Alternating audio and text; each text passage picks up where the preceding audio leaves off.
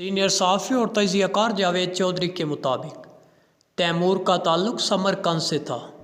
وہ سمرقند کے قریب ایک گاؤں کیش میں پیدا ہوا۔ اس کے والدین معمولی درجے کے ذمہ دار تھے۔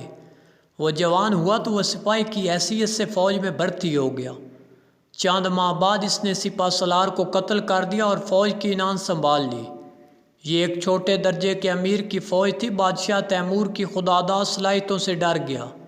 اس نے تیمور سے جان چھڑانے کی کوششیں شروع کر دی۔ تیمور کو امیر کی سازشوں کی بھنک پڑ گئی، لہٰذا اس نے امیر سے جان چھڑا لی اور وہ خود بادشاہ بن گیا۔ یہ اس کی بادشاہت کی پہلی سیڑھی تھی، جس کے بعد وہ گھوڑے کی پیٹھ پر بیٹھا اور اس نے آدھی دنیا گھوڑے کے سموں میں رون دی۔ 1403 میں جب اس کا انتقال ہوا تو وہ فاتح عالم اور تیمور دا گریٹ بن چکا تھا۔ تیمور تاریخ کا ایک انتہائی دلچسپ کردار تھا۔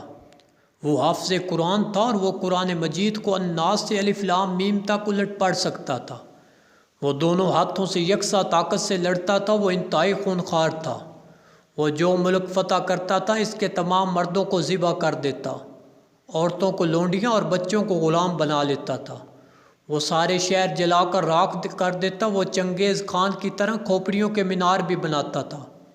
وہ اس ظلم و ستم کے ساتھ ساتھ وہ علم اور فن کا بھی بڑا شیدائی تھا۔ وہ فاتح کی حیثیت سے جس شہر میں داخل ہوتا اس کے تمام عالموں، فاضلوں اور ماہرین فن کو امان دے دیتا۔ وہ جنگ کے بعد ان عالموں کے ساتھ مناظرہ کرتا، ان کی گفتگو سے لطف اندوز ہوتا تھا اور انہیں بھاری مراد دے کر اپنے شہر بھجوا دیتا، جہاں انہیں تا مرگ شاندار وظیفہ دیا جاتا۔ اس کی جنگ کا طریقہ بھی انتہائی دلچسپ تھا۔ وہ اپنے ہدف ملک کے بادشاہ کو اطاعت قبول کرنے کی پیشکش کرتا۔ اگر بادشاہ یہ پیشکش مسترد کر دیتا تھا تو وہ اس ملک پر حملہ کر دیتا۔ وہ اس کی اینٹ سے اینٹ بجا دیتا تھا۔ فتح کے بعد وہ اپنے سپاہیوں کو لوٹ مار اور قتل و غارت کی کھلی چھٹی دے دیتا۔ سپاہی کئی دنوں تک قتل کرتے اور لوٹتے رہتے تھے۔ جب ان کا دل بھر جاتا تو تیمور شہر کو آگ لگانے کا حکم دے دیتا۔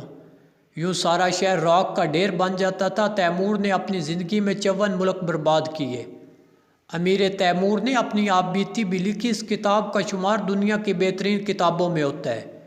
یہ کتاب ترکی زبان میں لکھی گئی لیکن سب سے پہلے فرانسیسی میں شائع ہوئی۔ اردو میں یہ کتاب میں ہوں تیمور کے ٹائٹل سے شائع ہوئی۔ میری زندگی کی چند بڑی کتابوں میں شمار ہوتی ہے۔ میں نے جب پہلی بار یہ کتاب پڑھنا شروع کی تو میں حیرت زدہ رہ گیا۔ میں تیمور کی شخصیت کا گرویدہ ہو گیا۔ وہ مجھے عزم و ہمت اور جذبے کے ایک ایسا حمالیہ محسوس ہوا جس کے قدموں میں پہنچ کر دنیا کی ہر چیز چھوٹی ہو جاتی ہے۔ لیکن جب میں نے یہ کتاب ختم کی تو میں نے محسوس کیا امیر تیمور اور اس سے مفتوح بادشاہوں کے درمیان عناء، بہادری اور کشور کشائی کی جنگ تھی۔ دونوں بادشاہ ایک دوسرے کو مات دینا چاہتے تھے۔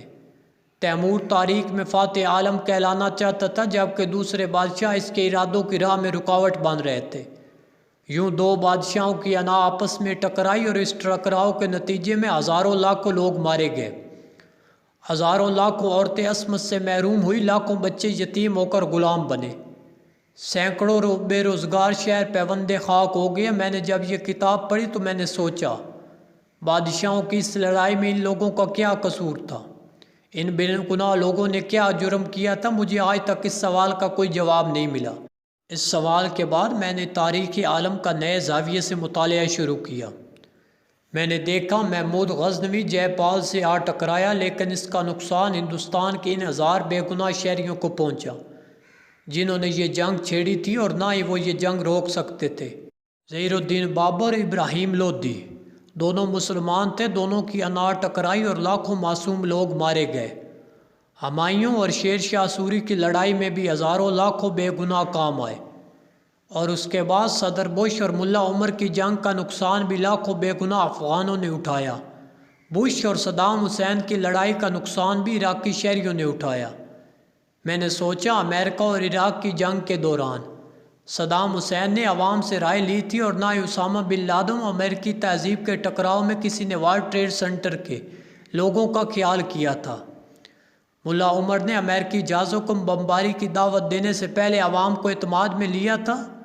مجھے محسوس ہوا دنیا کی تمام جنگیں دو طاقتور لوگوں کا فیصلہ ہوتی ہیں، لیکن اس کا نقصان ہمیشہ عوام اٹھاتے ہیں۔ دوسری جنگ عظیم ہٹلر اور چرچل کی لڑائی تھی، لیکن اس کا نقصان 2 کروڑ معصوم اور بے گناہ لوگوں نے اٹھایا۔ 1945 میں ہیروہیٹو نے امریکی دھمکی کو سنجیدگی سے نہیں لیا، لیکن ان کی غیر سنجیدگی کے نتیجے میں ہیروشیما اور ناگاساکی کے وہ بے گناہ لوگ مارے گئے جنہوں نے یہ جنگ چھیڑی تھی اور جو نہ ہی اسے روکنے کی قدرت رکھتے تھے۔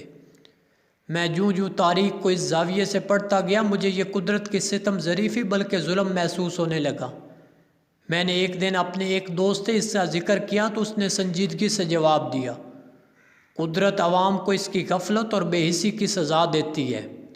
میں نے پوچھا وہ کیسے؟ وہ بولا قدرت ایسے مظالم کے ذریعے لوگوں سے پوچھتی ہے، تمہارے اوپر ہٹلر جیسے نیم پاگل لوگ حکومت کر رہے تھے لیکن تم لوگ خاموش رہے، لہٰذا اب اس بے حسی اور بے وقوفی کی سزا برداشت کرو۔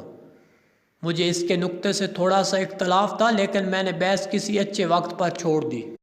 پاکستان نے 1994 میں جب طالبان کا ساتھ دیا تھا تو اس وقت کے حکمرانوں نے عوام سے مشورہ کرنا گوارا نہیں کیا تھا، اور جب 2001 میں حکومت پاکستان نے یو ٹرن لیا تھا تو اس وقت بھی حکومت کے کسی کارندے نے لوگوں سے رائے نہیں لی تھی۔ پہلی مرتبہ یہ فیصلہ جنرل نصیر اللہ بابر نے کیا تھا اور دوسرا فیصلہ جنرل پرویز مشرف نے کیا تھا، لیکن دونوں مرتبہ پاکستان کے بے گناہ اور معصوم لوگوں نے ان فیصلوں کا تاوان ادا کیا۔ دونوں مرتبہ عام لوگ اس فیصلے کی زاد میں آئے۔ اگر ہم ذرا سا گہرائی میں جا کر دیکھیں تو 1979 میں افغانستان میں جہاد کا فیصلہ بھی پاکستان کے عوام نے نہیں کیا تھا۔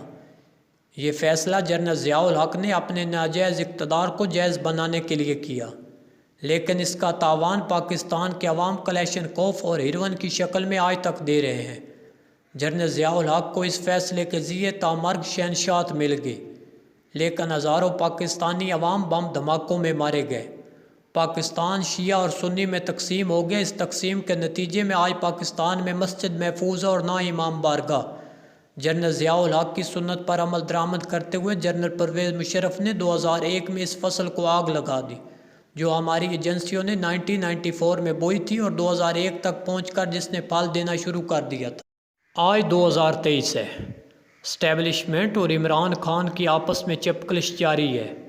اس چپکلش کا نتیجہ یہ ہو رہا ہے کہ پاکستانی عوام بھوک سے مر رہی ہے، لوگ خودکشیاں کر رہے ہیں، عوام پر بھاری بجلی کے بلوں کا طوفان آیا ہوا ہے، جبکہ 2 وقت کی روٹی کمانا مشکل ہو چکا ہے۔